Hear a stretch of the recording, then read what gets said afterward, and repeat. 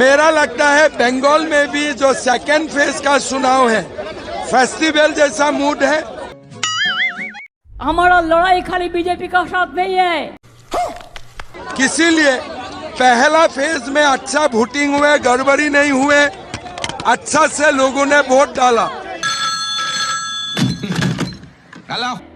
BJP whole power को, आइन कानून को छोड़ के,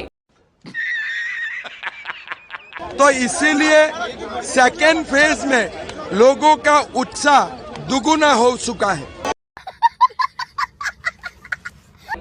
बंगाल को जलाने आया है। साले का खोपड़ी तोड़ साले। आसाम में बीजेपी सेंचुरी, बांग्लाय बीजेपी डबल सेंचुरी। 36 केस है मेरे ऊपर, 36 केस है। मेरा सरकारी घर छीन लिया। सफेद कपड़ा, ओ ये बहुत अच्छा हुआ है।